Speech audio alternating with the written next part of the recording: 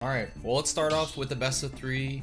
Let's just run the DK Ditto, and I'll just we'll get a feel for it. Again, I'm going to throw a lot of characters at you today, because I know you wanted to practice on adapting to different kinds of matchups, different kinds of play styles, and I think certain characters can do that a lot better than DK, so we'll definitely switch it around. And, yeah. So for this best of 3, I'm mostly just going to be focusing on playing, and we'll start discussing stuff after.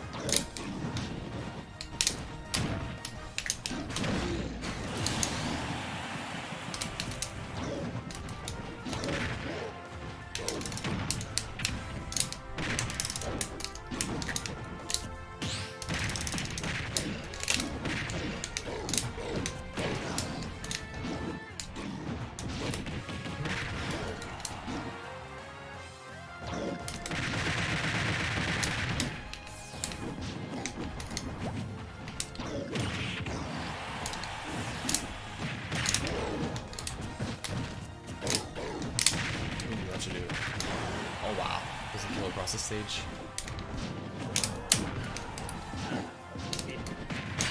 Nice. Okay, so that first game, I was trying to play, it's the same way I usually play with DK, which is passive at first, and then like trying to like bait a commitment from you, and then obviously explosive once I get the hit. So it's kind of like that mixed playstyle that I was talking about, where I'm not really trying to actively pursue you in neutral unless if I see an opening. Meaning like, don't dash attack unless you see that they're like in the process of landing, or if they're doing a dash in or something like that. Because those are your guaranteed ways to hit it, yeah. I definitely dash attacked unsafely, at least twice. Oh yeah, no. It's just something that we're all gonna do as DK players. It's one of his best tools, honestly, to start combos, so. But it's also, for that reason, something that people see coming, no matter what, so people usually try to play around it.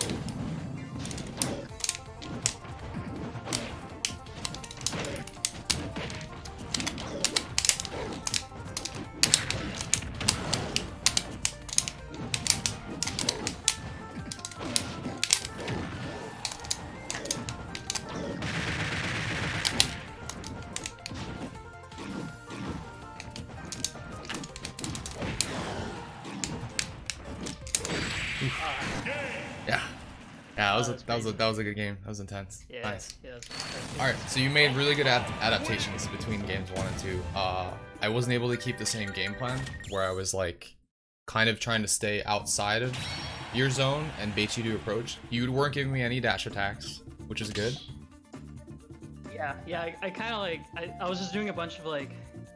Usually when I start, I feel like when I start, I think this is something that's like a really like that's something that needs a lot of work on my end. Is that in a tournament set you really only get a lot of times you only get one game at most to throw away in terms of adaptation. Right. So like figuring out stuff, like figuring out what you're doing mid-match is something that's very difficult for me. So I can figure it out afterwards and I kind of like reflect on it, but it's really difficult like in the heat of the moment. Right. And in a best of 3 in a tournament, you only have so much time to adapt. So a lot of times that's what shows the value of that's what shows the mark of a good player though, where it's like, okay, you can absorb the information of what happens when you play one game and then immediately apply it the next game. Like a lot of times it's hard to do that like that quickly because you have to take into consideration like what options are they using, what habits do they have, like what play style do they have, like all those kind of things. So yeah, no, I like the way that you're staying passive in neutral. The only thing I scouted was just a couple of times where I felt like just my presence in a certain position might cause you to jump over me, and that's really all I got from you there at the end. So that was how I caught you there. But all right, so I'm gonna go ahead and like we could still talk and like play these crazy intense games here. Okay. But I'm just gonna also like talk about like the style that I'm playing and see if you can kind of adapt to it, adjust to it, and also like things that I'm catching on to while we're playing. And then again, I'll switch to different characters and stuff as we go along. All right, let's do it. All right.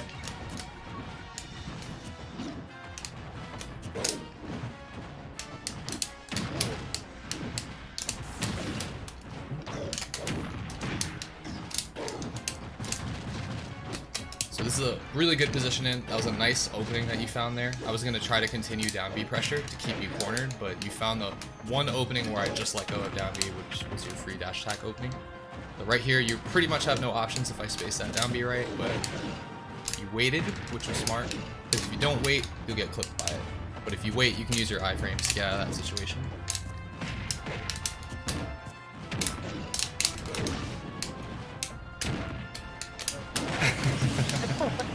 Yeah, optimal DK Ditto punishes crazy.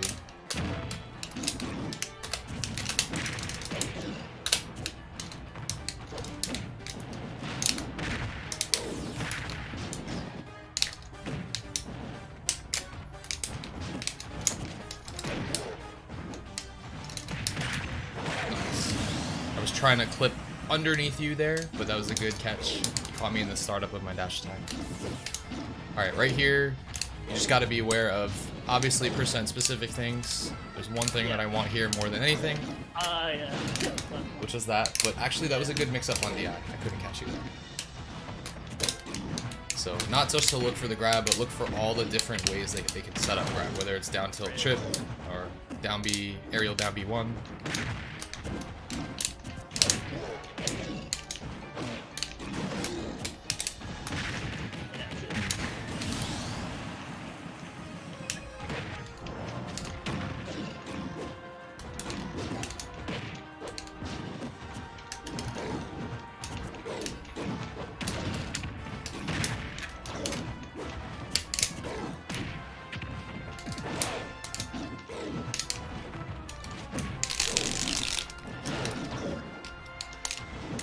Gonna be a little bit harder to do on our connection just because there's some input delay. Like I think the PDK is gonna be a little hard for us. It's okay though. Yeah. Yeah, I've practiced that a decent amount, but I found that it is a little like spotty on Wi-Fi. Yeah. I don't even know like how like frame tight it is, but it does feel really. Yeah. It's because part of it is based on reaction. So like if you're not reacting perfectly to their DI, it's gonna be rough. Ooh, nice. I was gonna try to mistech get up attack, but you caught me before I could move. Yeah, I usually look for that, for the mistech on that. It's one of my favorites. Ah, that's it. Well, in theory. Oh. In theory, yeah. Why, We've Wi-Fi? both been missing I it. should just pretend I Right. Yeah.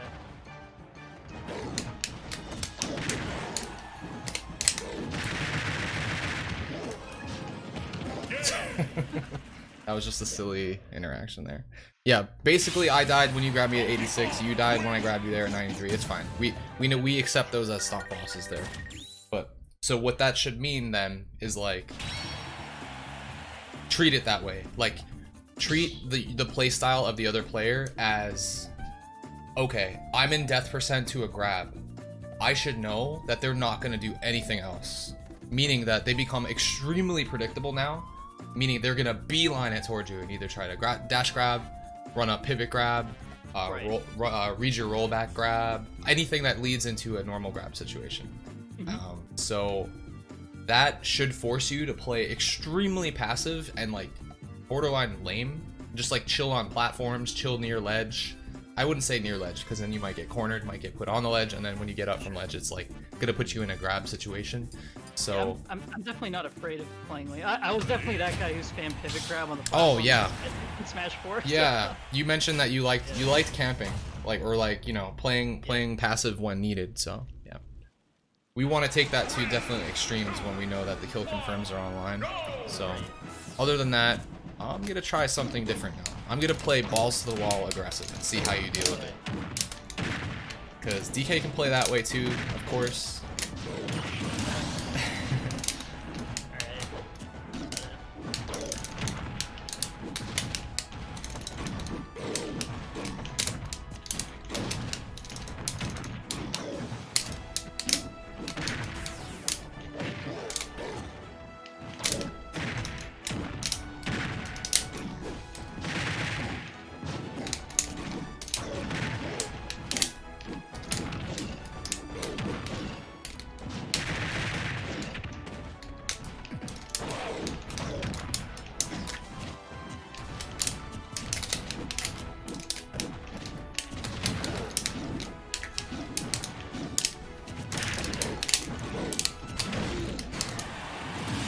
There will be DKs that literally just, or just characters in general that will literally just press as many buttons as possible in your face and just try to make it work. So now you have to determine when is what I'm pressing unsafe. The one thing I did that was really unsafe was a double back air on your shield. So what you could do is you could block the first back air. When anyone does a rising aerial on your shield, you can always nair out a shield. Just be patient and then just drift where they are and nair. And you actually can get some nice chases off that too. Yeah, I was definitely trying to grab you instead of punishing you because I thought that would be like unsafer, I guess. Right. Of course, you could also back air if they're behind you, but I find that you know nair, up air, back air really just dependent upon what positioning they are.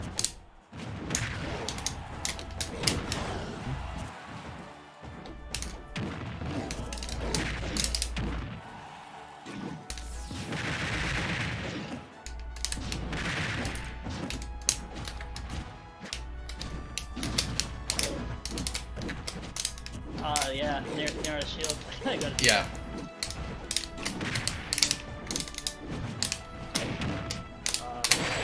Yeah. So I was unable to deal with that. Yeah, what it was it was a huge change in my playstyle. I went from playing super passive, and that's what you can do in the middle of sets yourself too. Is you can like treat them with a lot of respect at first, or and then just switch it up and be completely aggro. You can do it one way or the other. So I love that. I love that because I think a long time like, but there's like it's like overcorrecting in that direction is like it has always been like a fear of mine because like it's hard to like pull the reins back after you're just kind of going really insane. So yeah. So notice what was happening there is that what I was doing is throwing out tons of my burst option where before I was letting you like kind of stay in that range. And I was spacing down Bs, which is a much more passive, easier to react to option. And now I'm doing the really fast, aggressive option of just dash attack, and just see what. If the thing is like, it's one of those things where it's like, if it ain't broke, don't fix it, because if you're hitting all the dash attacks, there's no reason to stop doing it. Exactly. And it could also fluster the other person because it's like, wait, why is this working? But it really just means that the neutral gameplay has changed. The state is now this, like, I'm doing this and you just have to deal with it. And once you start dealing with it, then I have to stop. But yeah, that's pretty much it. A really interesting thing is that you could just start playing like that, and some players, like, they kind of hold on to reads, right? They like hold on to reads. So if you just like, so if you do a bunch of unsafe stuff, they might just be holding on to that, thinking that you'll do it, and then maybe and then maybe they'll try to punish it, but you'll never actually get that punishment. It's Right. kind of cool, like, after effect of just constantly changing your playstyle. Yeah. So I like that idea. So you could really throw people off. So try to like, and the thing is, like, you kind of need to like go in like kind of like almost like hungry or like bloodthirsty, because like once you get a little taste of the fact that the aggression is working, just keep pushing it until you see that like you're being checked for it. Then it's like, okay, now I'm gonna mix it up and like switch it up again. So Alright, I love that. yeah. So it looks like, so if you're being really pushed and like pressed down like that, as DK especially, he has like, he unfortunately has, oh, I'll boost up his volume a little bit, I got you guys. He has a pretty poor disadvantage state. I would say it's still probably like bottom 3. I don't know who I'm comparing that to, but you know, it's not great. So that just means that losing neutral is way more important to DK than other characters. Because if you lose it, especially if you're fighting a character that has a crazy advantage state, like DK probably bodies himself more than almost any other character because of the fact that he's so skewed in that sense. So that actually forces you. And the other thing too is, if you see the other person playing super aggressive and it's working out for them, don't match their pace. You have to, it's like an ebb and flow kind of thing. You have to cool them off. You have to slow it down. If you try to play at the same pace as the person who is making it work for them, that they're being super aggressive, then you're, at best, you're gonna like, it's gonna be like a clobber knock, like it's gonna be like this super like just hits trading back and forth. If you're already down by stock, that's not something you want to do, right? So that's pretty much it. So you want to pretty much slow it down, cool down the pace, kind of throw them off their rhythm, and then that way you can take back the momentum, because that's really what it is momentum. That whole last game that we played was momentum. So yeah, I kind of like, I would like to practice that again with you, just kind of going like super aggressive. Yeah, sure. And see. Absolutely, let's do it. All right. So you already know what's coming. So now how are you gonna deal with it? And this is gonna be well spaced dash attacks too. I'm not just gonna like throw it out, you know.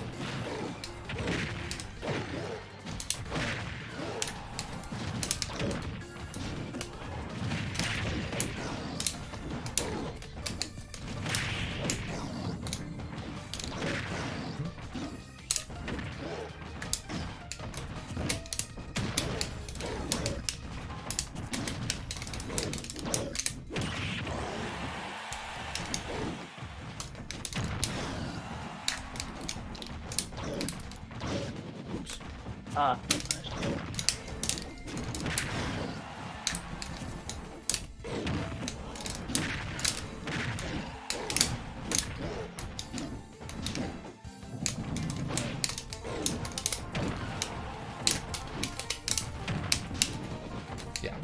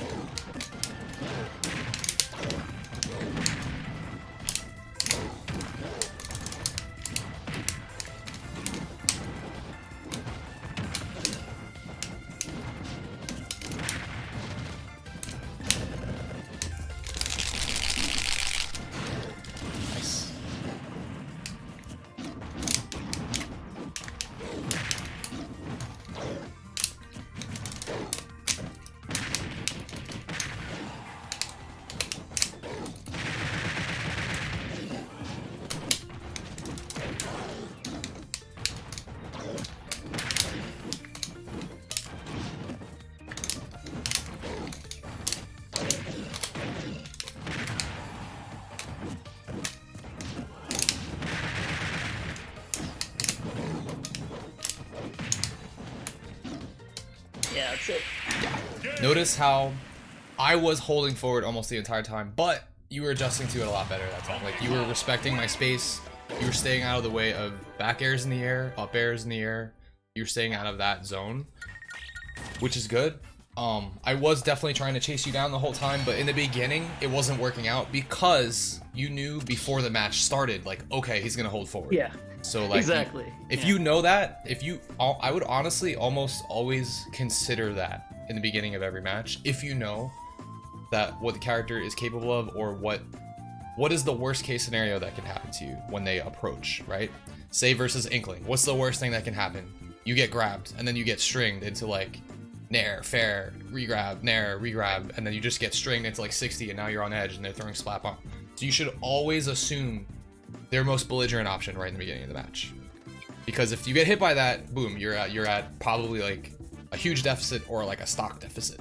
So that's good. So that shows you that, again, it's hard to adjust to in the moment, but that's what you have to do. It's like, okay, I lost a stock to like pure aggression.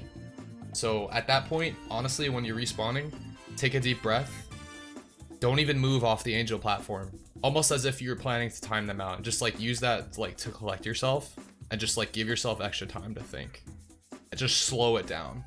And that's pretty much it. It's just like, don't fall into the trap of their game plan. Like, it's your game plan too, you know? So that's really it. So I think you were definitely like demonstrating that a little bit. I'm gonna now swap and do the same thing with other characters, so that you can try to see that. Obviously, you've shown adjustments to DK, both the passive and aggressive style. So now I'm gonna switch it up and start playing some different characters and do the same thing. Good. Show you the belligerent version and show you the campy version. This time I won't tell you, but it'll be obvious to like. Okay. Yeah.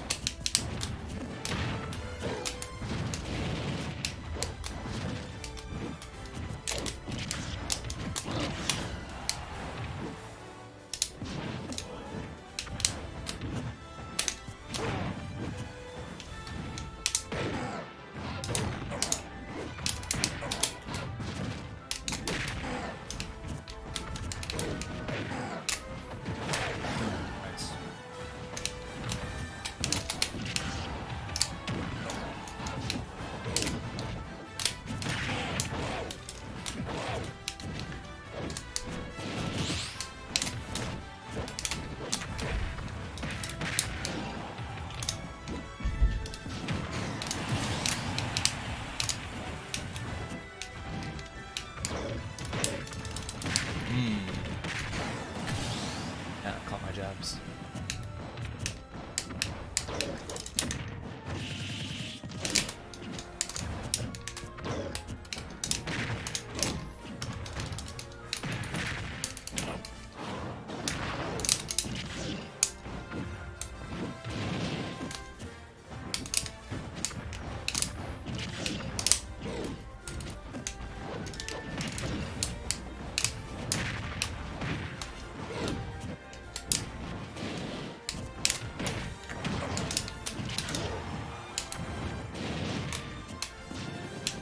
Oh. That's unfortunate.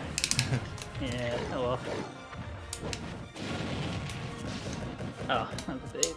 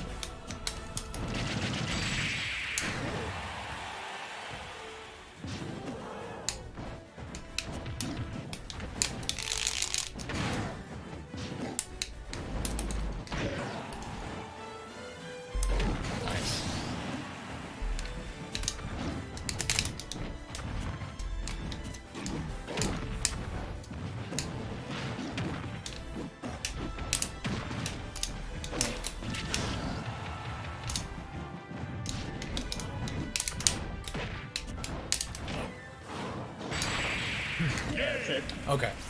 So that was more of the like passive, patient Bowser. You weren't giving me the up B out of shield stuff, but I was trying to like sit back, like wait for you to press buttons. Only go for hits when I knew that they were guaranteed, like when you were off stage, like when I saw a punish opportunity near me. Just kind of like not ever really holding forward too much, just holding stationary position and doing dash backs. So a lot of that's part of what Bowser's game plan is. But we all know that there is a much more brainless Bowser playstyle out there. So I'm gonna try to play that playstyle. Sounds good. Obviously, I don't have to tell you. You know it's gonna be a lot more aggressive. Right.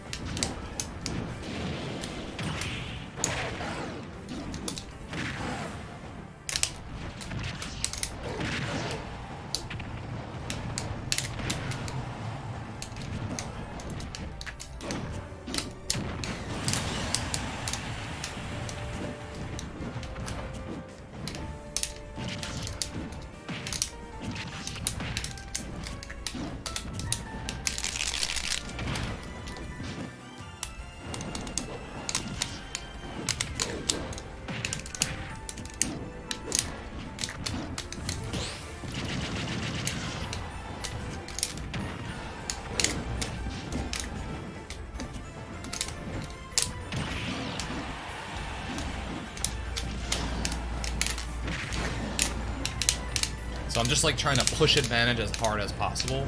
And that could come as a surprise if you haven't seen it yet. Which is why, honestly, in those situations when you have someone in this like a soft disadvantage state like that above you where they still have options, it's good to pull the trigger like that. Because DK can do the same thing.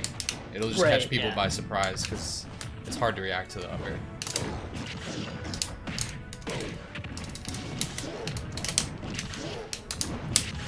Yeah, it's like super telling how much like worse I'm playing against this playstyle. It's just hard to deal with aggression if you haven't seen it yet, especially from different options out of a new character. So it takes a little bit of time to adjust to it.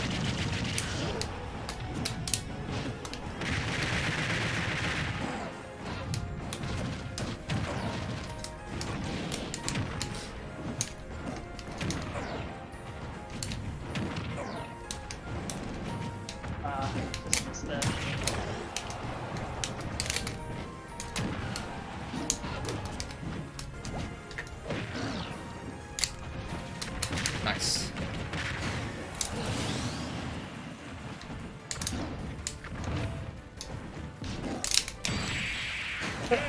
Literally just all the most aggressive options, including like surprise trumps, like everything. Some people play like that. That's what they do. And it's just, if you can tap into that, like, okay, they're just what I like to think of it is like one of my friends, good friends of mine, like pro smasher for a long time, Vinny, might have heard of him.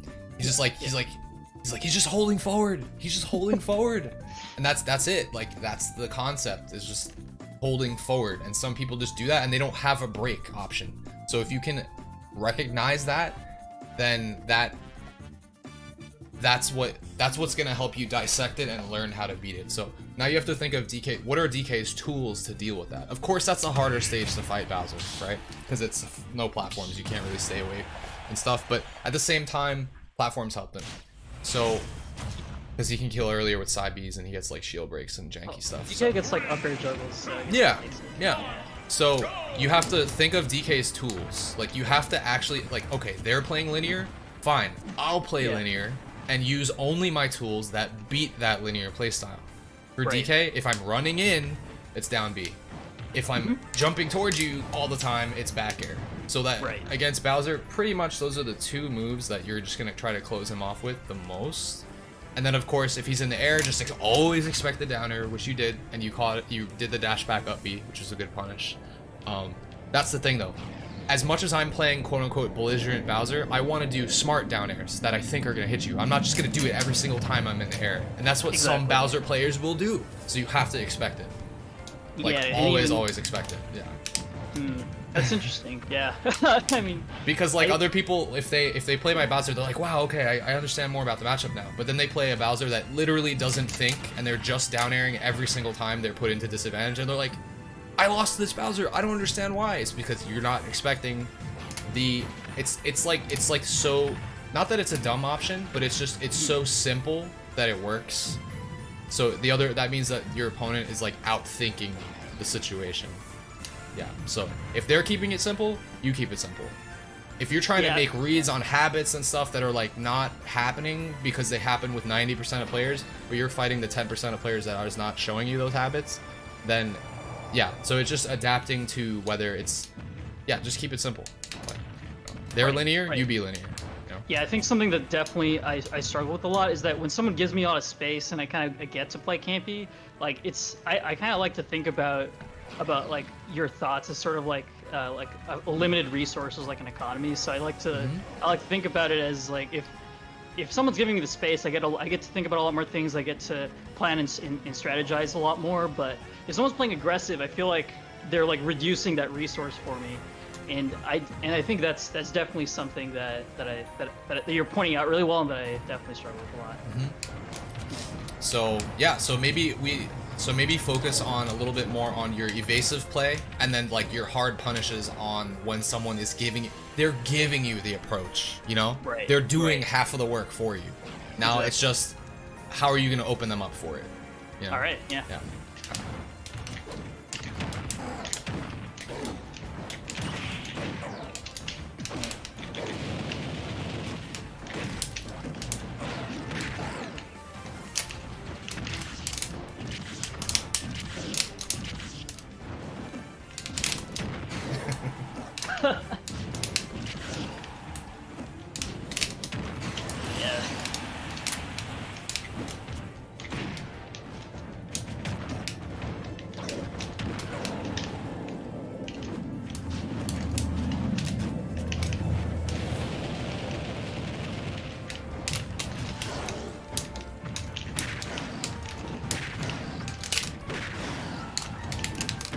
Oh my god. That's crazy. Yeah, it's intangible too, so it's actually pretty good. I've never tried to up air that many times with Bowser before, but dude, it's really belligerent. Like, you just gotta know the space to respect it, I guess.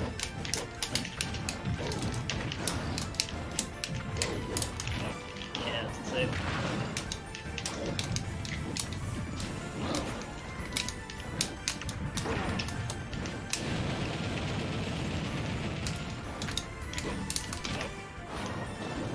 Oh, yeah. Never mind. Yeah, I was holding forward the whole time. I had no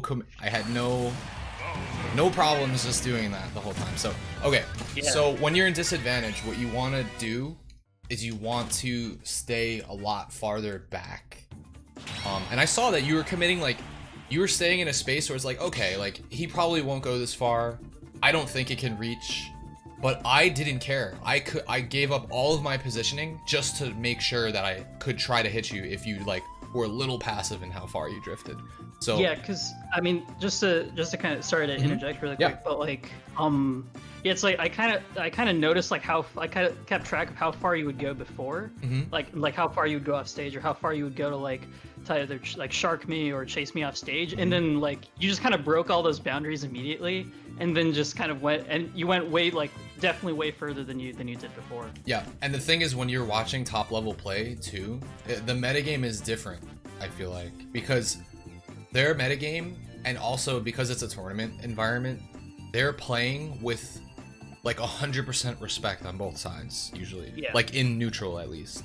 But like a lot of the times I feel like you don't see people chase deep enough, and there are definitely exceptions. There are players that make exceptions to that.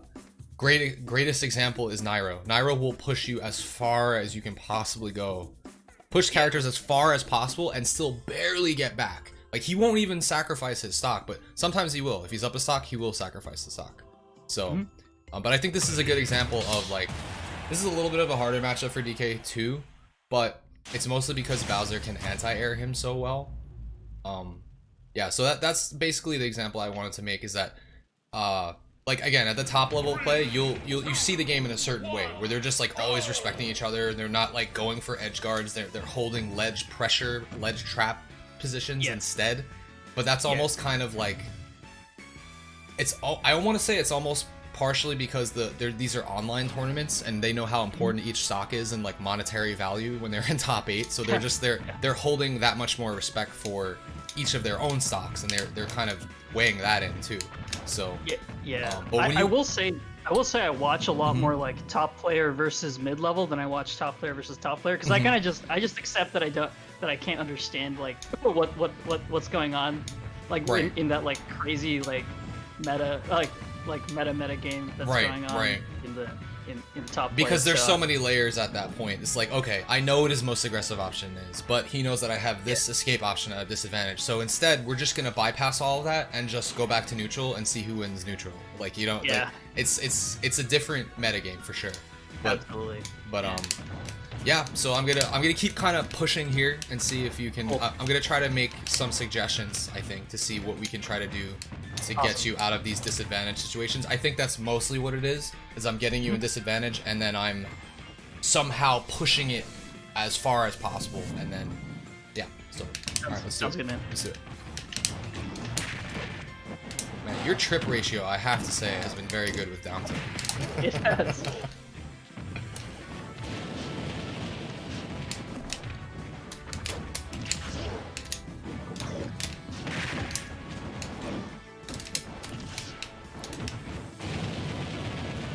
Really aggressive option from Bowser is to jump in with the fire breath right away. Yeah. So counterplay to that would be if you can get inside and roll past him. Otherwise, just respect it. Just get out of the way of the flames. It's only the flames that are going to be pressuring you, and he does have a bunch of cooldown afterwards. So as long as you avoid it. Yeah, the edge of the flames, actually the last 25% of the flames is only win hitbox, so it won't push you into stun. So as long as you're being clipped by the edge of it, you can still act. That's something else that could be very aggressive that Bowser's will do. Is just land on you with neutral, and it's juicy because you take like 30 damage and it leads to a combo. Yeah, that thing's pretty juicy.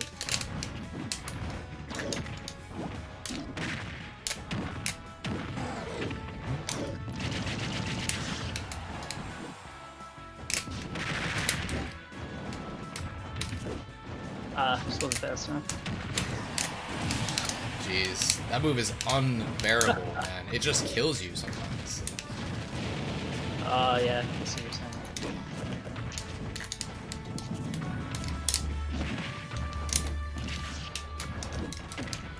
Yeah, you can take that.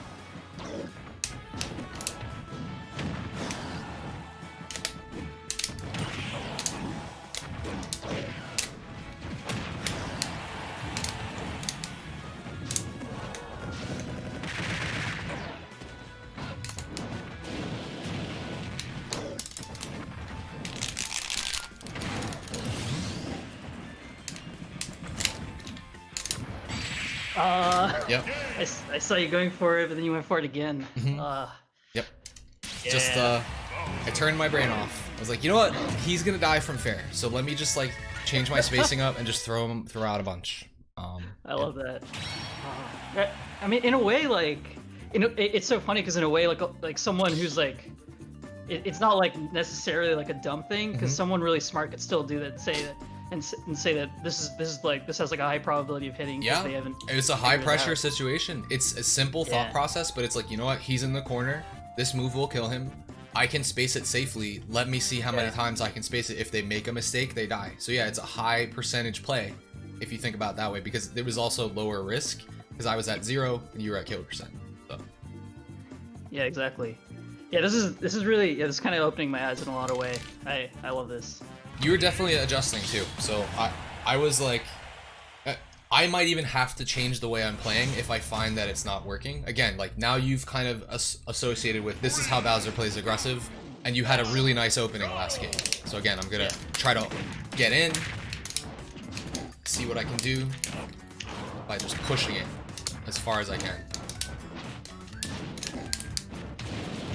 Oh, that catches that.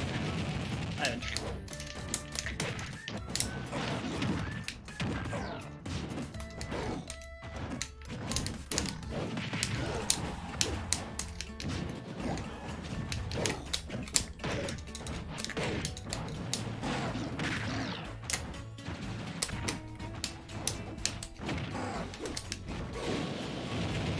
Oh, I thought I could hit you from there. Apparently not. This is one of my favorite stages to play this matchup, because both these characters are so good here. Yeah.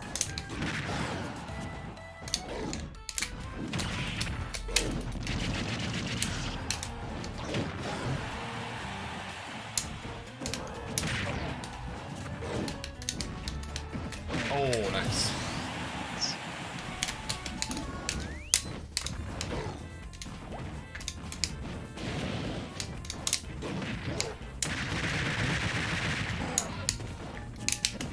Oh, that was good.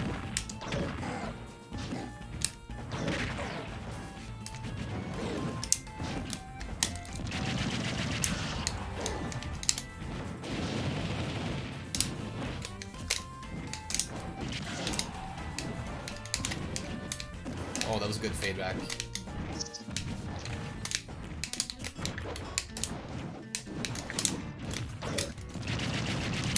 Yeah, I gotta watch out for that.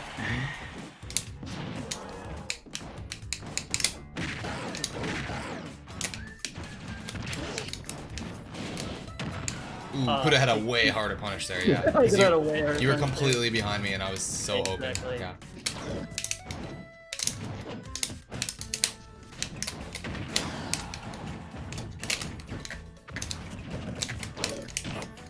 Yeah, she did. Bowser's spot dodge cancel is so dangerous.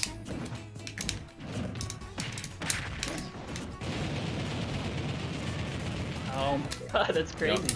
That's just a situation to be aware of. When you get jabbed by Bowser at low percent, he puts you in that splat situation, and yeah, if you tech in place or miss tech, it's a tough situation.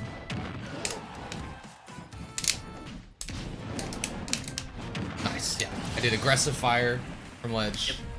Either fire or fair will lose to back air. Nice.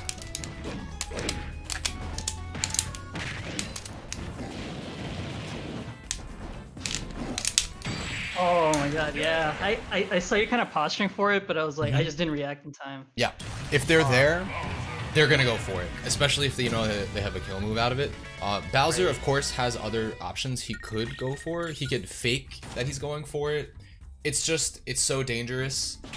There's one player that did this to me when I played him in Smash 4. We know he's super aggressive. He's very flashy. We know he has like frame 1 tethered grab ledge, and this was Mars with ZSS. So Right, yeah. he waited the entire set to catch me sleeping with like he had like a decent amount of rage on him. I was at like 80%. He might have been up a stock, and he just calculated. He's like, you know what? This is worth the risk. It's not even risky, really, because I know he probably won't react to it because I haven't showed it to him yet. And he just goes, run off, tether trump, frame 1, grab ledge, back air. And like, something like that, it's again because we're playing online, so you actually can't react to it. So you have to be anticipating it before it happens. So yeah, posturing for it was a smart way to put that, because I was right on ledge, you had to think that that was the highest, that was the scariest thing I could have done if you did wait. And the problem is that normally you would be able to react to it, but online I guess it's a little different. You'll actually have to like mash double jump there really to get away from that, which can also be conditioning now, because I told you that. So now next time I stand at ledge, if I don't know you're gonna jump, and then I can wait for the jump and hit you. So it's like this whole thing, but that's just part of being a disadvantage on the ledge as DK. Right. So. Yeah, I saw you kind of doing this like mini dash, like, yeah, and like every time you ledge trump before, you did like that like small mini dash, and then because I think like to get into the position to trump, like there's like this like perfect sweet spot that makes like the input ideal. Because I think I was actually practicing that earlier, and I wasn't actually able to get the trump input consistently. Like it was like completely dependent where I would stand. And it's also, like Gimmer's video points out, it's also like character dependent. It's it's dependent on who's on ledge. It's dependent on who's going for it, like their hurtbox collisions and all that. Right. All right, so I'm gonna switch up. I feel like you made some adjustments there. This is going to be a little harder for me on this stage, but I'm gonna try to play the way that Cloud plays online. Non-interactive. It's good practice. Timeout Cloud. It's definitely a thing. Yeah.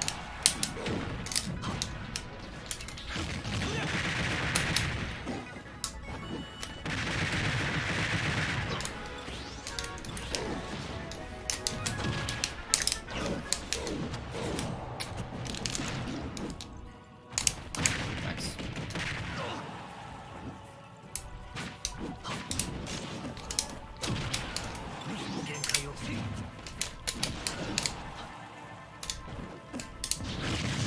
Yep.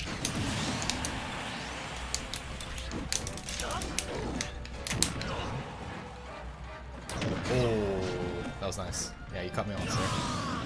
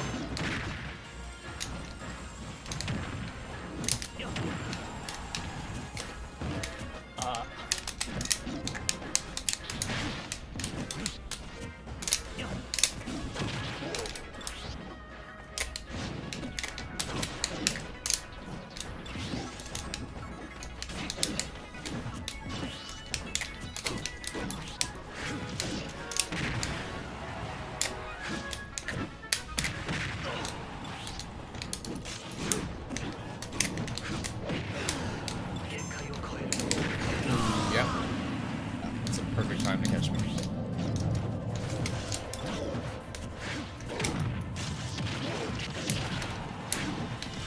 There's a lot of things that aren't safe. That,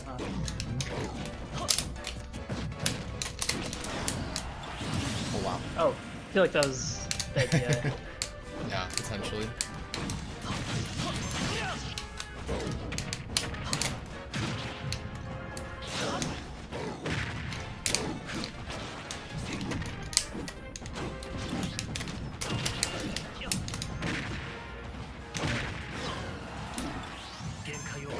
Wow. I waited so long too, but yeah, that was good. Good. Thank you. Yeah, that playstyle can work.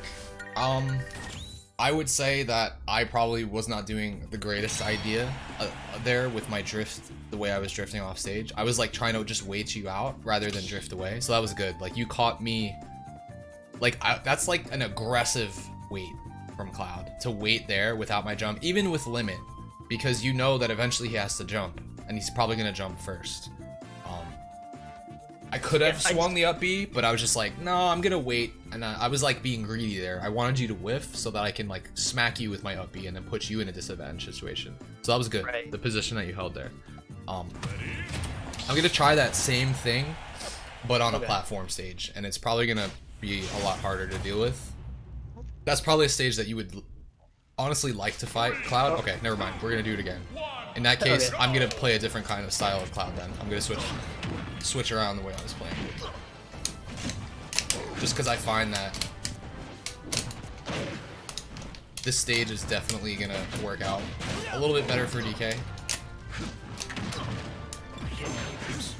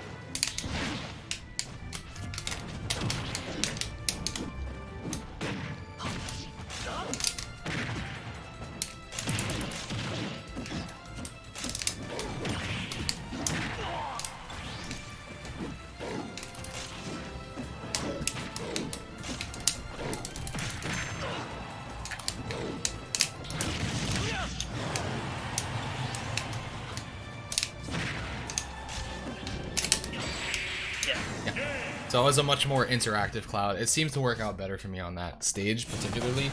So if you see a Cloud trying to sit back and camp, the way that you were pressuring me, especially when you were like getting those advantage states and pushing me off stage was really rough. So a passive, that was a pretty extreme example of passive Cloud, but it'll be more extreme, I feel like, on, again, those platform stages, because he can really kind of jump around and charge limit without having to be threatened so much. But I still think that you were pressuring well with like when you had opportunities to like juggle me, things like that. So now that I have the platforms, you're gonna see it change up a little bit here.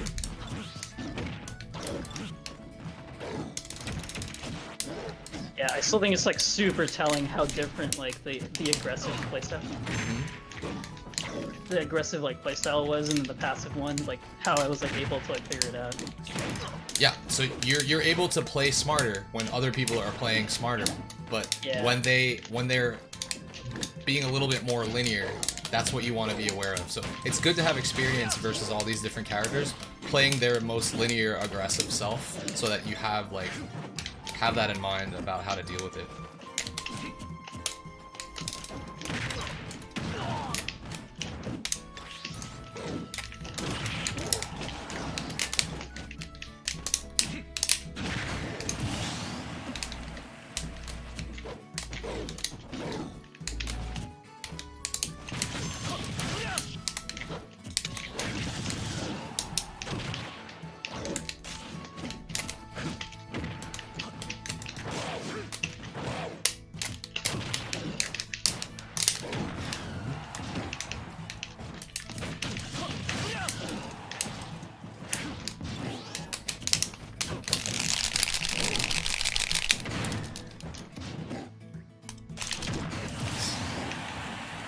Yeah, so that you're pre-matching that.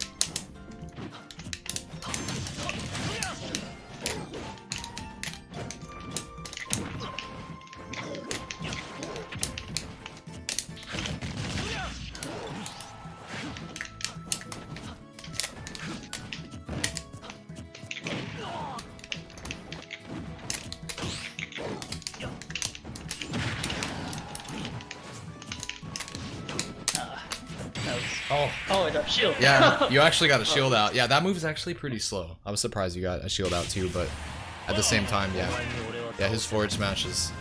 It used to be worse in terms of actually hitting people, but Hey, that's pretty cool because I haven't played against like I think that was really awesome that you that like I got to see like how Wi-Fi Cloud's like actually supposed to be played. But I think that's like that strategy is effective a lot of times in tournament too, like offline.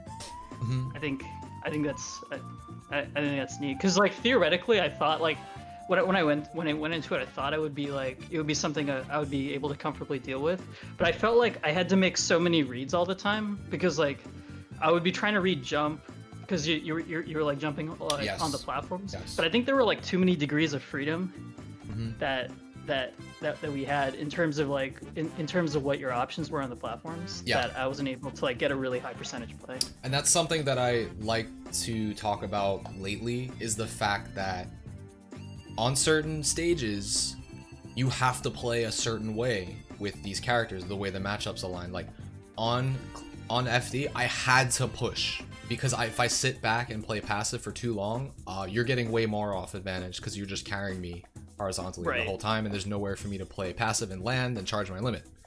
Really, if you're pressuring me.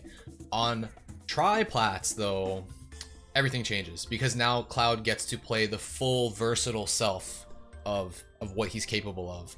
He can play passive. He can bait you that one time to get that opening, like when I was charging limit on the platform and I just shielded because he can cancel his limit charge with shield, with jump, and then just up B out of shield. Again, my Cloud probably doesn't up you out of shield as much as other Clouds do. They probably might even do it not even just out of shield, just like raw anti-airing or just like raw options doing it. But that's because it's usually very hard to punish like from the front, because if he spaces it well, now when he lands he can act, he can spot dodge. Like you have to punish it specific ways. So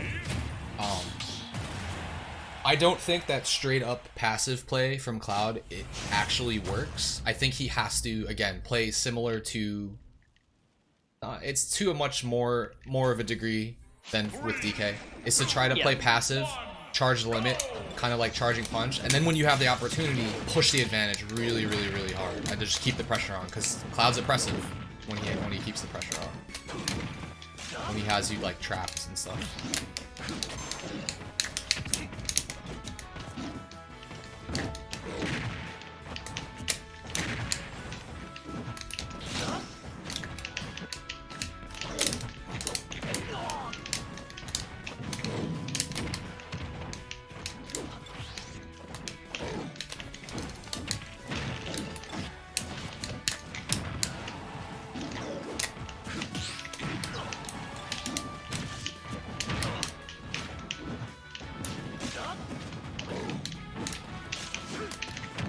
I could have upbeat there, huh? Yeah.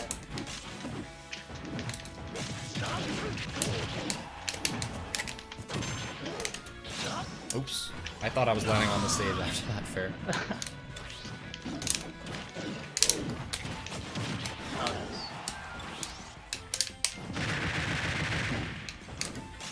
Ooh, you had the right idea.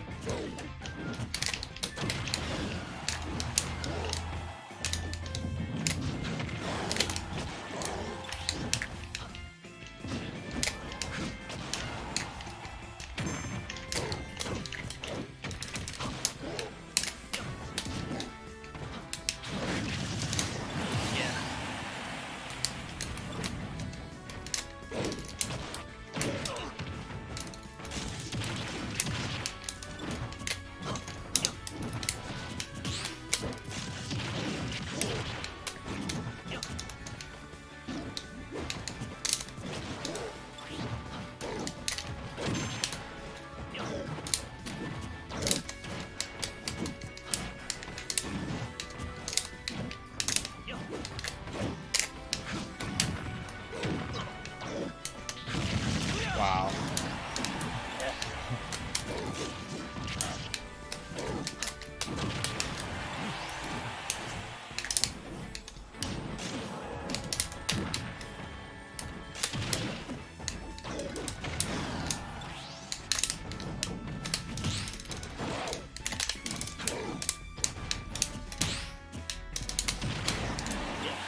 Yeah, I finally caught on to the timing of your dash back there.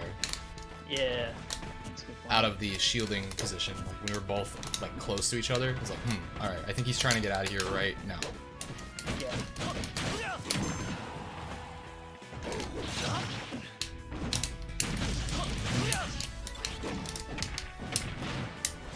Yeah, you play that disadvantage really well.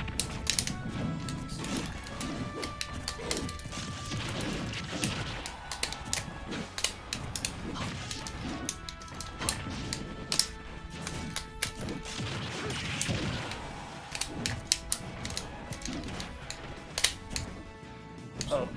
Alright, we're good, we're good.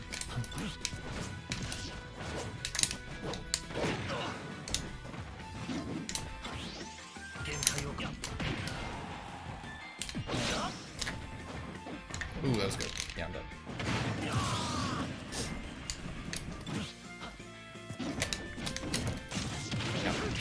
The biggest minigame part of this matchup is don't land on my shield ever. Yeah, I just keep doing it even though I know it's coming. It's funny. It's partially, I think, because Cloud's up B doesn't look like it like hits that hard, but it really deals a lot of damage. So it's kind of like deceptive in that sense.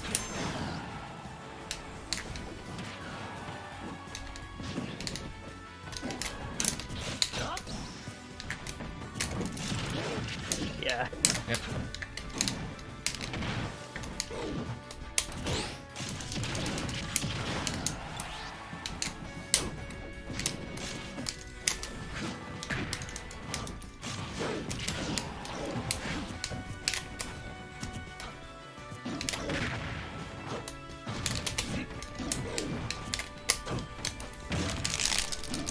Oh, that was sick. Nice. Yeah, you caught me mashing there too. I think you caught my spot dodge with the side B as well. Yep, that was punishing. Like, Cloud habit number 1 is like spot dodge. They love the spot dodge because they love to swing and they know that they're safe, so they're baiting out grabs with spot dodge and then they punish hard. I think I finally I finally got like punished that felt comfortable. I think it's weird. Like I think aggressive, because I think like the moment the game got into that like passive playstyle at last stock last hit, I felt a lot more comfortable. So it's like suddenly like I feel like I can hit my punishes properly. But I think like if things are aggressive, like I feel like my brain just goes out the window. Well, this could be possibly one of the biggest extremes in terms of how passive the character can play and then how oppressive it can feel. So we'll start with step number 1.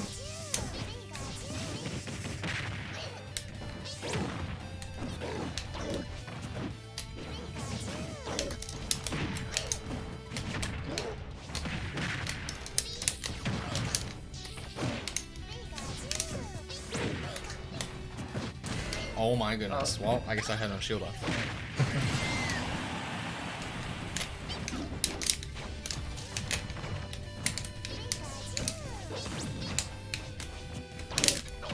Yeah, in this matchup, I think catch and quick attack is probably like the thing I try to go for the most, but it's like, it feels very inconsistent.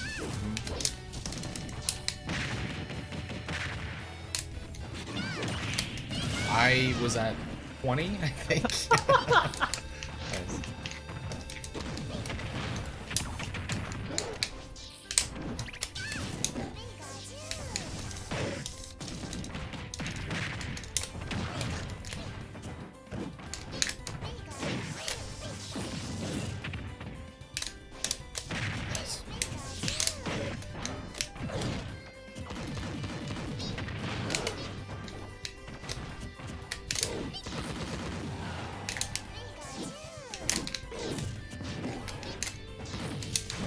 Oh.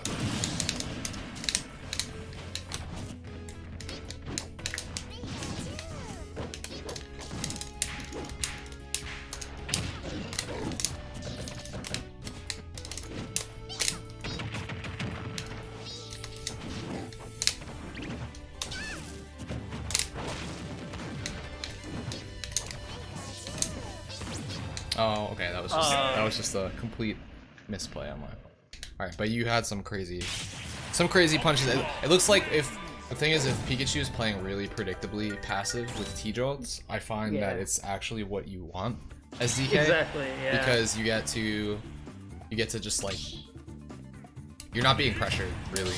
Like, sure, they're getting residual damage here and there, but you get to like capitalize on their landings. And Pikachu actually has a lot of cooldown there. So. Yeah, because I mean, if they're at like 70 or 82, like if you know their timing, you can just get a guaranteed kill with that B pretty much. So.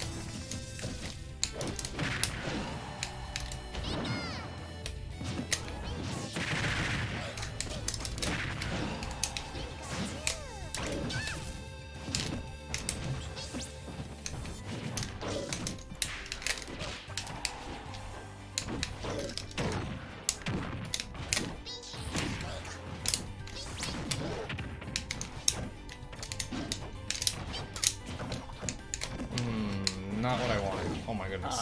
Could have possibly died there. Yeah, I don't know like the proper percents for like A cut It's very, very limited, actually. It's only 57 to 62, and you can optimize by like a couple of percents. But at those percents, he should always be able to pretty much get out. Right. Okay. Yeah.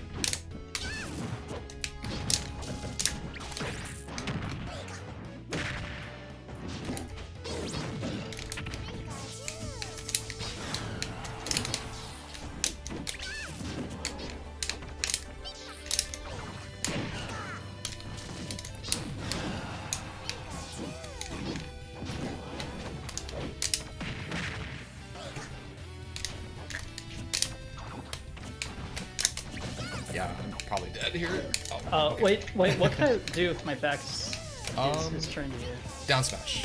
Down smash oh, has a lot of down cooldown. Yeah, you can down smash because it has a lot of cooldown if you Yeah, block that makes it. sense. Mm-hmm. Yeah, I don't use down smash like at all. It has very specific uses. Yeah. So Like I don't fault you for that.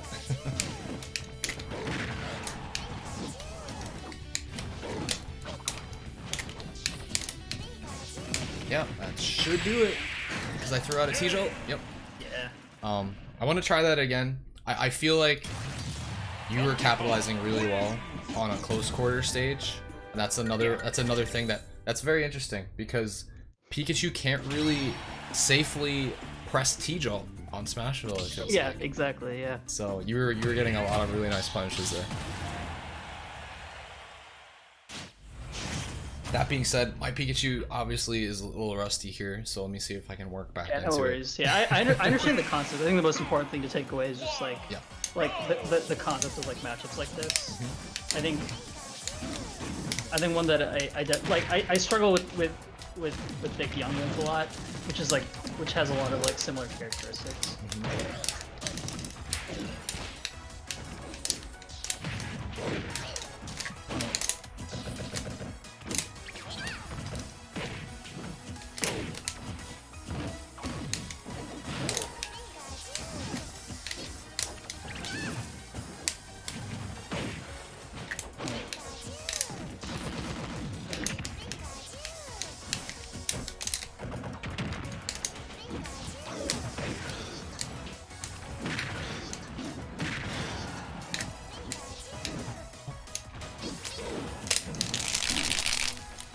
Oh, no, I thought. Yeah. Yeah, your match was crazy.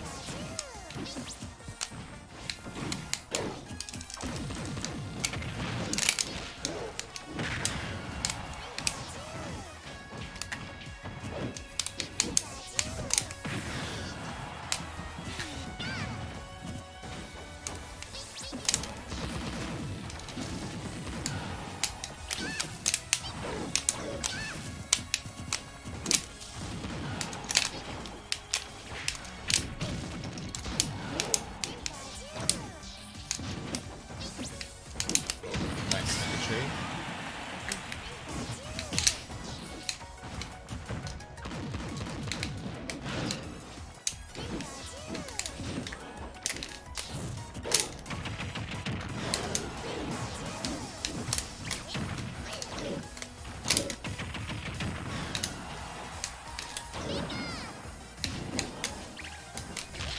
Oh,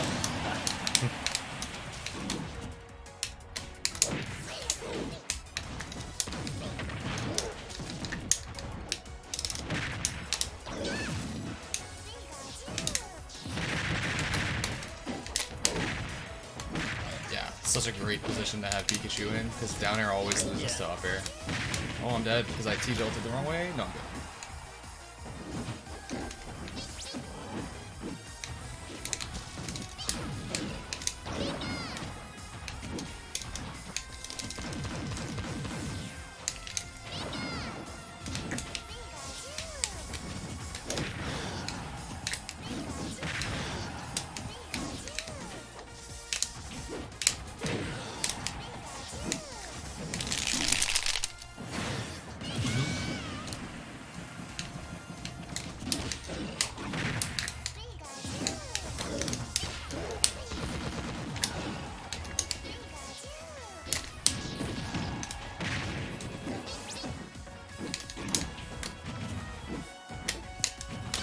Oh, I was just doing a bunch of stuff here.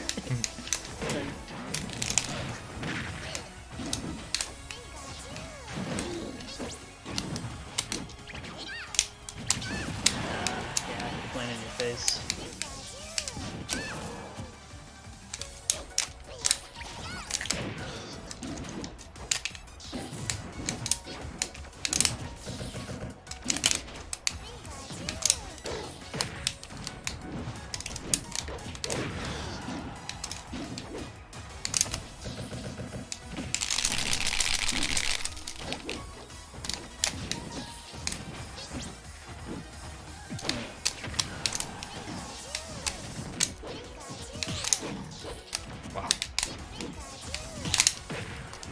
Yeah, that's it. Tech in place instead of tech rolling in. Nice.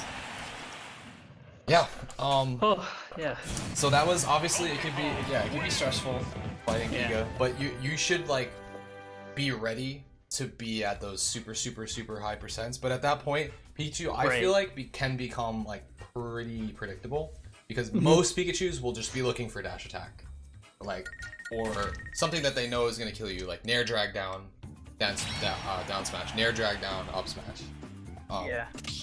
I find that particularly my Pikachu struggles a little bit more playing online. I mean that's fair. It's like all like the lightning loop stuff is super hard to hit it's just like the combo specific that like my combo optimization just as a Pikachu player is not ideal yet, but right. But you definitely get the idea. And then after this, I'll swap one more time, and then maybe play a little bit more DK, or actually what I want to do at the end is I want to do a best of 5 and just kind of randomly switch between my characters and my playstyles and see how you do. Sounds great.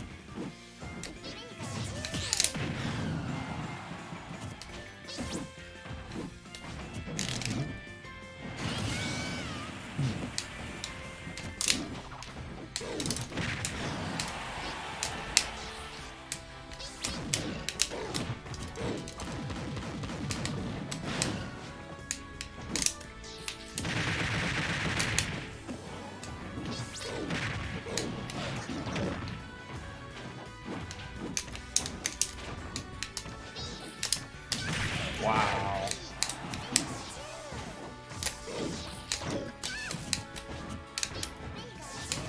Oh my goodness, that was good. Yeah. It's just T-Jolt just in general, like you just seem to be ready for it. Yeah.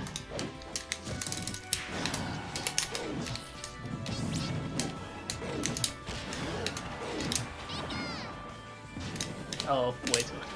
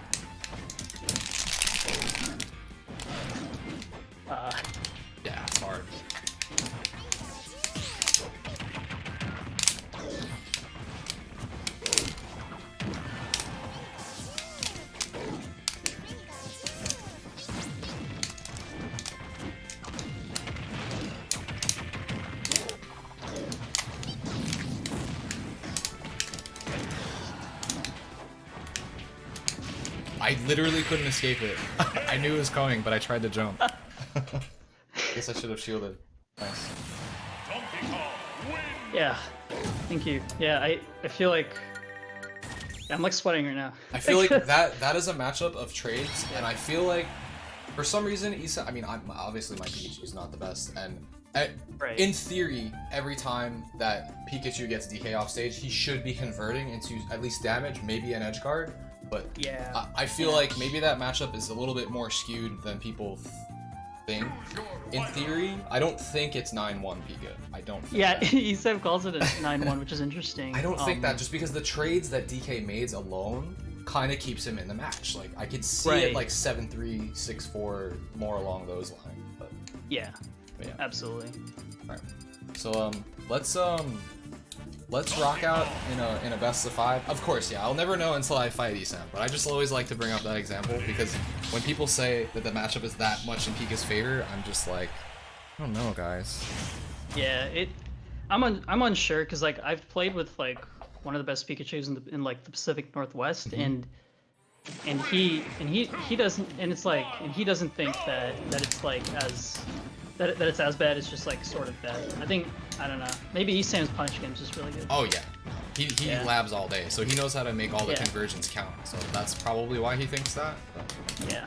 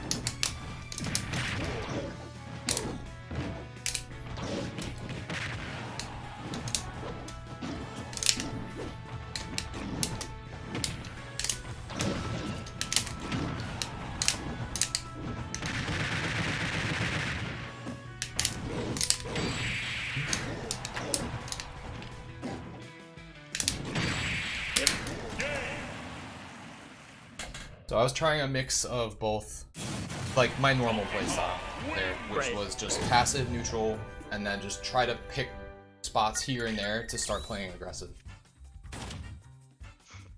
I think that's the best way to mix up for DK. It works against a lot of characters, specifically against the characters where you have to hold the passive neutral, like Yeah. say Game and Watch. You can't push advance like neutral, so like you have to respect him.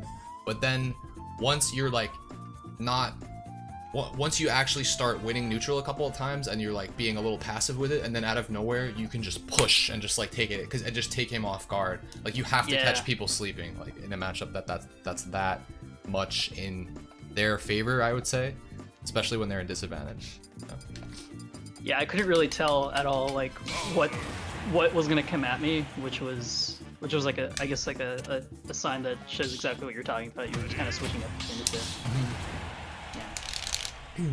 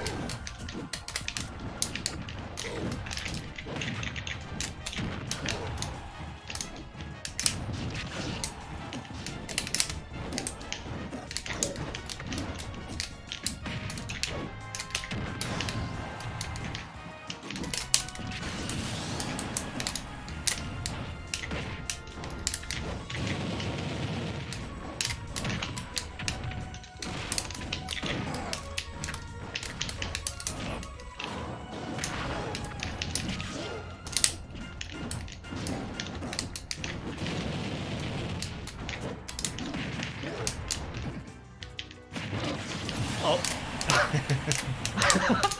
I guess those don't hit hard enough. Nice.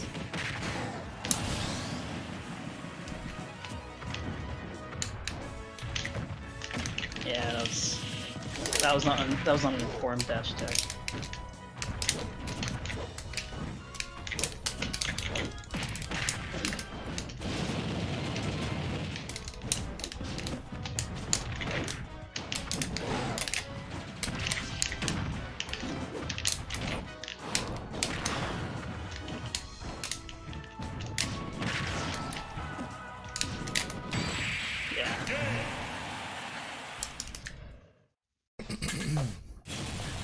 Yeah, I feel like there's the aggression kind of turned on where it needed to. Right. And you weren't giving me like, I don't think there was anything except like I knew the downer was coming, but it was like it was in like a good spot. Right. Where it was like a little uncomfortable for me. Like I'd have to go really out of the way to like punish it. So I feel like the best downers with Bowser are the ambiguous ones. That's all. Yeah. I always felt. But yeah, I guess this is a little different than I guess most of what we were doing. I was either turning on one way or the other. This is honestly the first kind of lesson I've done like this, where I'm just like, all right, let me just try to switch up my playstyle drastically. But now these last games here are the mix of both, so where it's both happening within one game. And there were some characters where I had to do that. Like I feel like with Cloud, I had to do it to even fight you. I had to like use all styles of Cloud to fight you. With Pika, I was honestly, I'll be honest, I was just struggling. Yeah, I mean, it's hard in Wi-Fi too. So.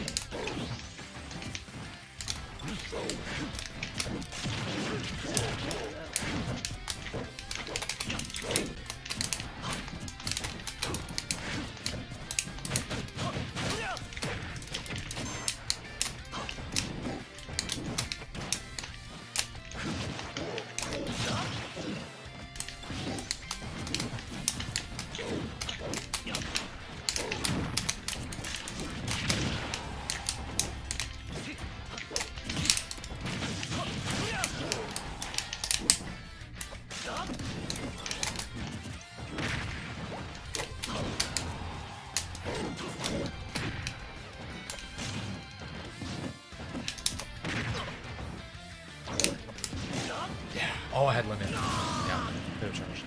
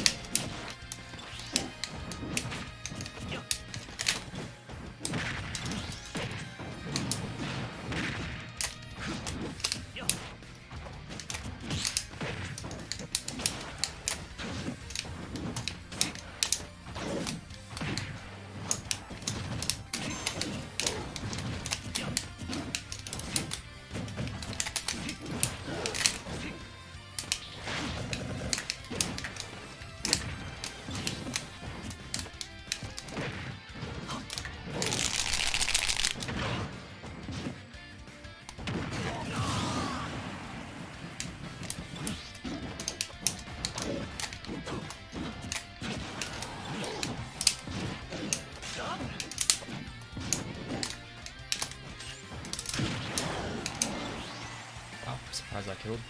Ah.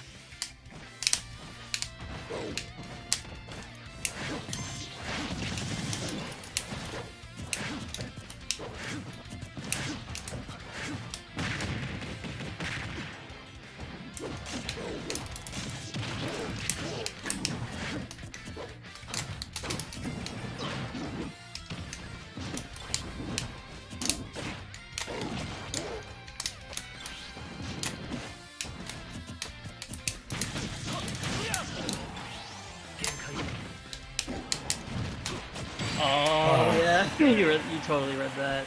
Yeah. Oh my god, yeah. The only way I was able to come back in those matches was the ledge trapping in that matchup, which can be a little rough. It's because there are characters like Cloud who have those like conditioning options where it's like I can down tilt, which can 2-frame you, flip you before you grab ledge. Or, you know, I could, that's pretty much the main thing. Or I guess he could also blade beam, but yeah, it's mostly the down tilt that you're looking out for. So you're so worried about getting past that down tilt timing that once you snap ledge, it's like, okay, I'm safe, but you're not, because now that was just him doing the thing that he's always doing, and he was also paying attention to your ledge option right after. So you have to put the same amount of thought process into when am I getting up from ledge? What option am I using from ledge? So I was kind of paying attention, and I guess I was catching you ledge getting up most of the time, like the normal ledge get up, which is how, normally it's very hard to time those, because that's like a super hard commitment to it. But I had a feeling. Isn't there like, or is it like 2 frames to like of vulnerability between shield and right? I think it's about 2 frames or something like that. Yeah, but so certain moves, certain characters will have a better time punishing. The reason it's so hard to punish with DK on that because his F smash only connects on 2 frames, so there's not much overlap. So a lot of times if you're like, yeah, I read the ledge get up, and you're charging F smash, sometimes it's hard to hit. But other characters, they have more meaty attacks. I'm assuming that Cloud's is more meaty. Again, I don't know the frame data on all the characters, but yeah. So I actually had to mix it up a little bit there with the Cloud. Like I tried to do the aggressive thing, and then once I had the lead, I was like, all right, I'm gonna switch it up to try to throw him off. So that's when I started throwing more blade beams, but then you intercepted it when I misspaced the blade beam, and then it just came down to that one ledge trap situation where it becomes like, are you mixing up hard enough from ledge? If I am doing that thing where I'm running away and then running back toward ledge, chances are the option I'm looking for is either ledge jump or ledge get up. 2 are the most common options. And then you would have to then be like, okay. I think the other thing I forgot, the main thing that I wasn't doing with Cloud is you could dash back, dash in, dash attack, which hits ledge if you're sitting there too long. So good Cloud players will definitely go for that, both to 2-frame and to hit you when you're holding a ledge too long. So that's why Cloud's ledge trapping is so good. So it's good practice to kind of be like, okay, he's attacking now. Like obviously there would be times, you know, offline would be like, okay, I'm reacting to the fact that he's pressing down tilt, I'm on ledge already, get up attack, or he's starting to charge an up smash, get up attack. Like that would be your trump to those options, would be to attack. But then, you know, there's always like, I know he's been get up attacking, so let me outspace that, bait it out, and then punish. So yeah, other than that, things that I noticed for the most part, particularly versus Cloud, DK versus Cloud, was the spacing on shield. Like you even noticed it. You were calling it out on yourself. You're like, yeah, of course, like, you know, up be out of shield. But that's just it. It's like that's when you're like kind of molding yourself toward these matchups where it's like, okay, I actually can't throw out back air the same way that I like to. That would be safe versus almost everyone else, because he has this super like vertical anti-air that also has pretty good horizontal spacing on it. So the second you can start to catch yourself, you might even be able to start baiting out some of these up. I don't think I give you too many up Bs. Again, I only like to do it when I know it's like real, like when my shield's being hit. But many other Cloud players, I'll guarantee you, they'll just start throwing it out. So if you can get them to think that you're committing and then you like fade back, and like you can even zone a back air because they know that they can stick out their sword because it's transcendent and beat your extended leg because it's an extended hurt box. So that's what Cloud mains will do. They'll be like, yeah, well, I'm just gonna hit his leg. Why wait for him to land on my shield if I can hit his leg? So if you can outspace that with your back air, like then you can get them to start whiffing up Bs. But that probably won't happen too much. We haven't even gotten to that layer of the matchup yet. We were mostly just relying on guaranteed punishes and stuff. But yeah, like you said, as DK, particularly versus Cloud, you actually do have to make reads to hit him to win neutral, and it's like on the jumps, particularly on the jumps. Like when you know Cloud's gonna jump, back air, and that's how you open him up. If he is trying to space cross slash, you can space down Bs because that outranges his. That's the only thing that's gonna beat his regular cross slash in terms of range. So yeah, that's what I think about like when I'm going into matchups. It's like, okay, Bowser, he's a ground-based character. He's a super fast ground speed. Let's completely close off his ground game by using lots of down Bs. Dash attack, unsafe against Bowser because what does he want? He wants a grab. So he has a great pivot grab. He has awesome out of shield options. He can just take a step forward, shield your dash attack, get up Bs. Again, you weren't giving me too many of those, which is good, but I would want to see more whiff punishes with the dash attacks. So like when you have like openings, you were getting tons of grabs though, which is very good. So grabs is always nice. So I can see that shining through like your Smash 4 DK playstyle, like getting those hard punishes, because you get big damage when you get a grab. So there's nothing wrong with that. But yeah, it was a couple of situations, particularly like kind of unsafe spacing on shield a couple of times, which we pointed out versus Cloud. And also some things that I noticed were at low percents. You want to be careful what moves you're using. You have to consider the punish options that they have in mind, like Bowser. So if you jab me at low percent and I'm hard drifting in, I can side B you before you can act if you jab me at 0. So like that's actually pretty unsafe on Bowser.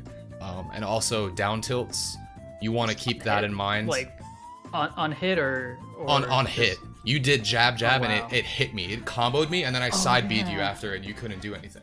So that's that's a non-option, I think, just because Bowser's so heavy that I feel like it doesn't launch him far enough and you're still like stuck in cooldown. I actually didn't really notice that was a thing, but I was like hard DIing in. I was like, let me just try this. I'm holding forward, let's experiment. And yeah, his side B grab on the claw just goes so stupid far, and DK's big. So it's probably like a matchup specific thing, and also just Bowser being so heavy. But yeah, I mean, I feel like you're making good adaptations, and it definitely seems like you thrive against the passive playstyles because you already have like the patience, so you're okay with that. Like it doesn't fluster you when someone's playing passive.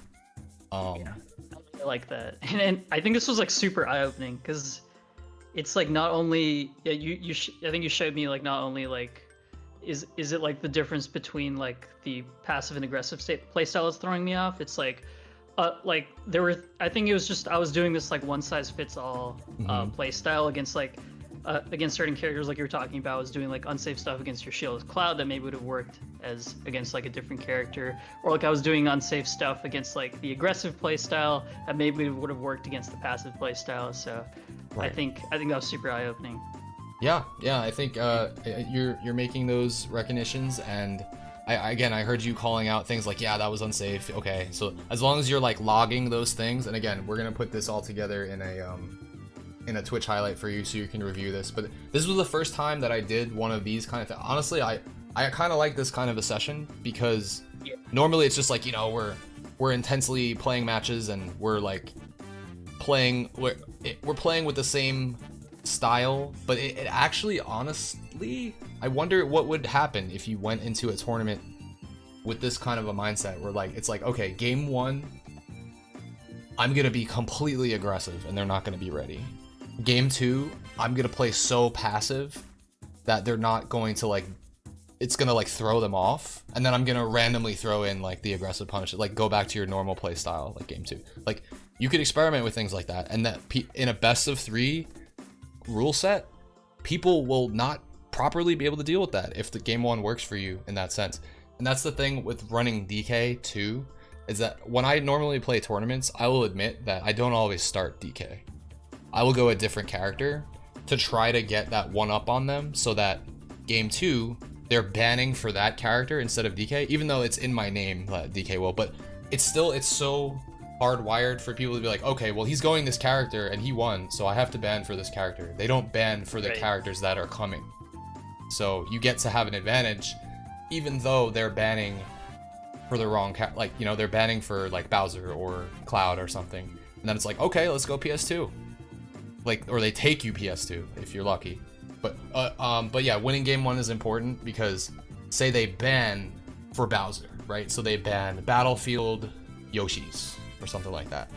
And then it slips their mind. It shouldn't ever slip their mind, but you never know. This is where like the mental game comes in for Smash.